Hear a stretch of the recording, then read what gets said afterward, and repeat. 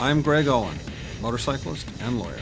I've been riding, racing, building, and collecting motorcycles for the past 40 years. During my time as a professional motocross racer in the 70s, I decided to give up my racing career and become a lawyer. I did that to help other riders who had nowhere else to turn. Over the course of my 30-year career, I've represented hundreds of injured clients and resolved their cases for more than $900 million.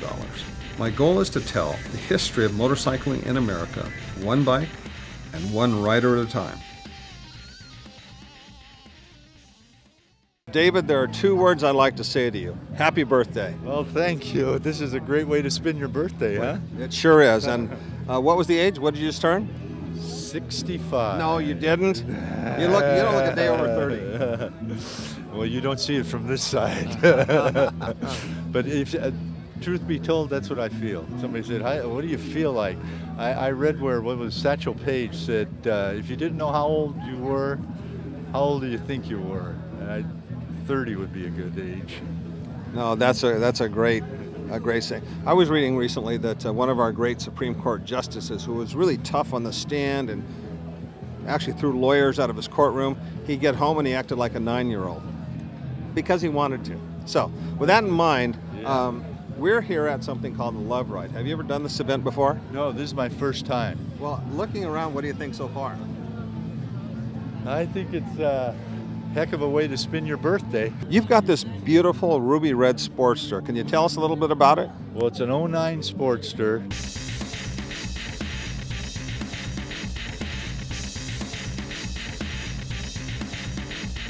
It's a 1200, and it is the vehicle to my rebirth.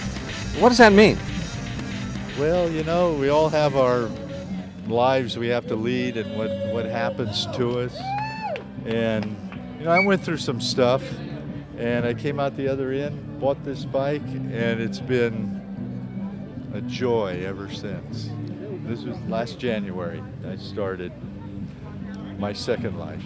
So, you know, that's I don't even know what to say about that. You're telling me that this motorcycle and the sport in general has given you rebirth. It's made you happy again after some real difficult times in your life. Is that what you're saying?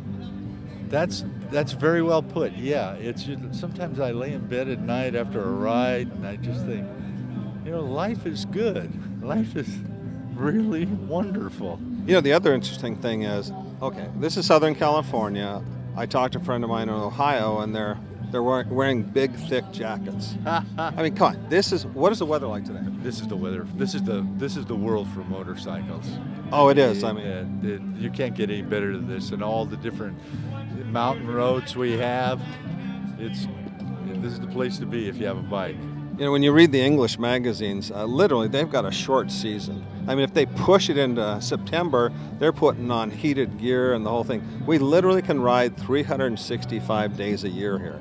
I met a guy here from Denmark, and he said there's about 2 months that they ride over there. And motorcycles over there are like twice the price. So Harley over there, you got to pay this huge tax on it.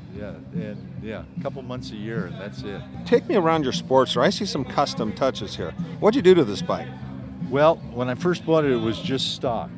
I put on the Mini Apes, which gives it a whole different attitude. I mean, I just love these handles. You find them a lot more comfortable? Much more. You just sit back and you got the sissy bar, which I have a bag that goes over it when I try. I've taken this bike up to San Francisco a couple times on Highway 1. How does the ride going that far? Oh, fine.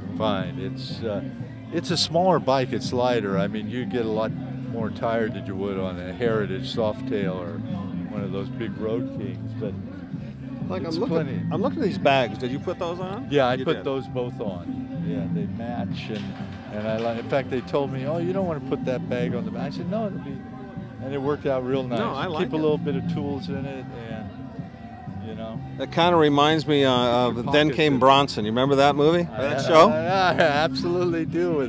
But that I can't think of the actor's name right now, but yeah. As a matter of fact, he's in a new movie right now. But yeah. And this was the color of this bike. Not only was it the color, but it was a Sportster. People don't remember that. He was riding a Sportster in that series. The only thing I remember is he had a saddlebag Sleeping bag. Sleeping bag. Up on top here. That's it, yeah. And every time a car would do something wrong on the road or they tried to cut him off, he'd ride up next to it and kick their door in. I mean, that's what all bikers do, isn't it? No, I haven't done it yet, but there's a couple times where I felt like it. Well, David, do you have any advice? Do you have any advice for other people that perhaps their birthday's going to 65 and they've had the stuff happen to them that happens to you at that age? What's your advice to them about kind of regrouping and taking a big shot at it again? Well, as far as advice, I don't know. What I would say is most things work out in the end. Just keep going, and you get through the smoke and the debris, and you come out the other side, and it's all good. And you look back on it, and you think, if I didn't have all that stuff happen, I wouldn't have brought me to this point. Just keep going, and things finally work their way out. Kind of like one foot after the other? That's it. Hey, you're a very bright, reflective gentleman, and it's been a pleasure talking to you. It's been a pleasure talking to you, Greg. Take care.